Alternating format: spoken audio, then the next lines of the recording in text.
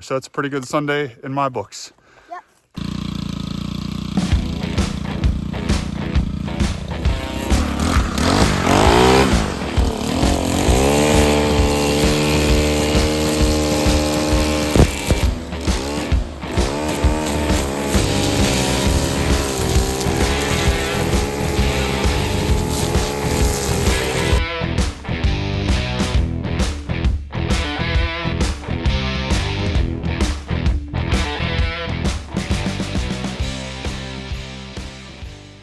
Dad messed up again. Yeah.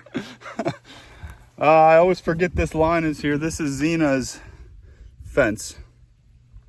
I come from below ground to above ground. And then from there, I follow the fence line all the way around the pasture. So Zena's able to get into the fence, into the pasture.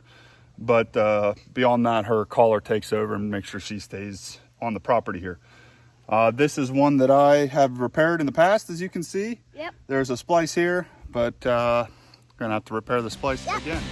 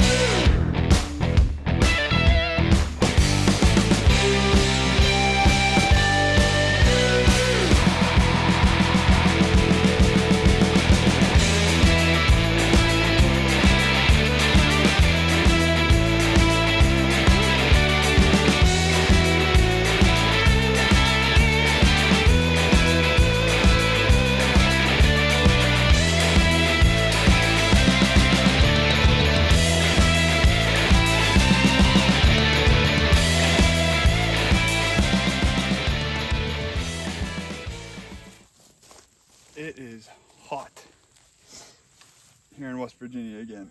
I just can't catch a break. And I know it's like this everywhere in the country, but we're not used to it. So just got home from church this morning, got some lunch and ran out here to get some weed eating done around the fence line. Right now I'm just doing the outside of the fence. It's something I put off too long, just like a lot of things. If I were to keep up with it a little bit more, it would be easier to knock down, but usually by the time I get down here and do it, it is pretty overgrown, and it makes for a bit of an adventure. I am really happy with the weed eater, but especially the line that I ended up putting on today. It's this Shakespeare brand line, commercial grade, that I picked up at Tractor Supply. I mentioned it in a video or two the other day. About 2 days ago is when I first tried it, and it worked fantastic on trimming around the house. So I was really eager to get down here and see how it worked out around the fence line, because if you've ever weed eated around a wire fence, you know it can be a real hassle, especially every time you snag that fence. It's just pulling your weed eater where you don't want it. With this being a little lighter weight, a little higher speed on the head, when I did hit the fence, as long as I wasn't hitting it too hard, it really didn't pull me away from where I needed to be, which made a big difference. And it still carried right through a lot of the heavier stemmy stuff, which was fantastic. So I was able to get through this at a fair clip, actually. So like I said, I just did the outside. I'm gonna jump on the mower and probably just clean up the outside one more time, get inside, do a pass around the fence on the inside, and then in a day or two, when what I cut down today dies, so I can see that a little bit better, I'll get inside the fence and knock down everything inside the fence as well. It's just a lot easier to do once you can see a little bit more. And the first pass around the fence line's the worst, because in most places, I'm able to get under the fence and kind of, by the time I get inside the fence, I can stay away from the actual fence without hitting the trimmer line on it, constantly trying to get under it again. So I think that's what I'm gonna do. I'm gonna go out and make sure Colton's taken care of up there. Melina's up there with him.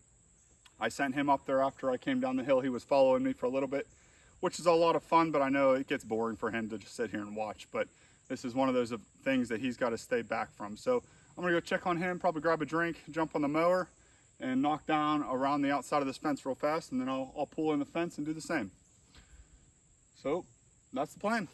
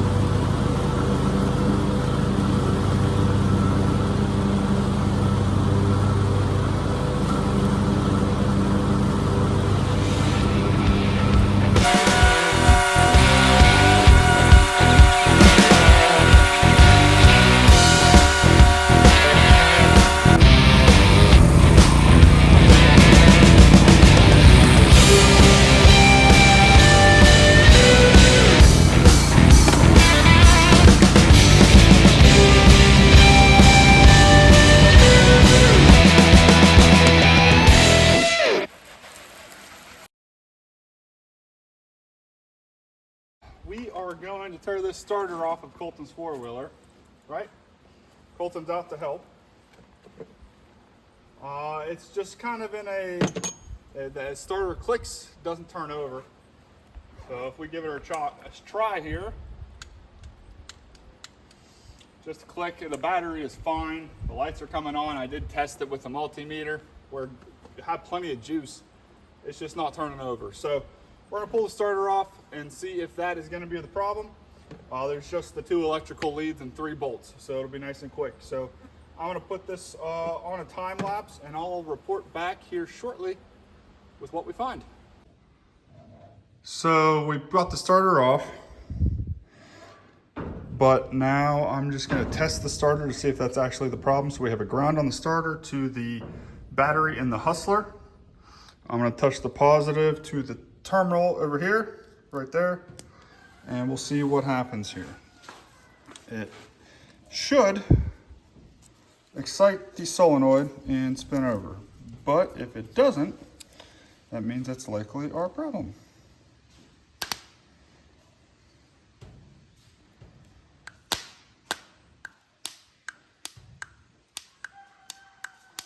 It does not seem to do anything. That's telling me that this is dead.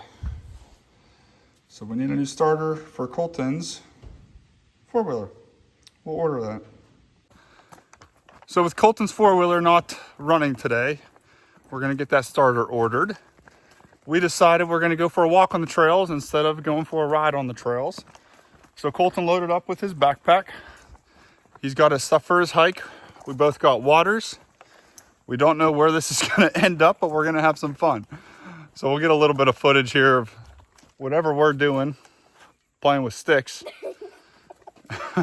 And we'll follow up with you guys here in a minute.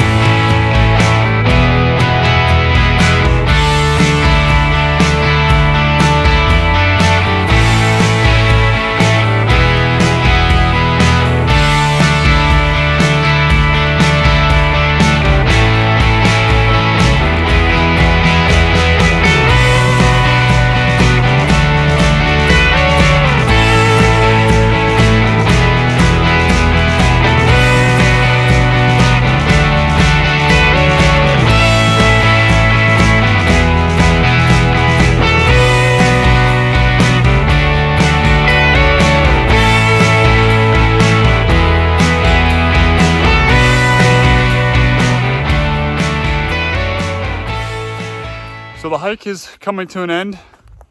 I think we had some fun. Colton's tools got put to good use.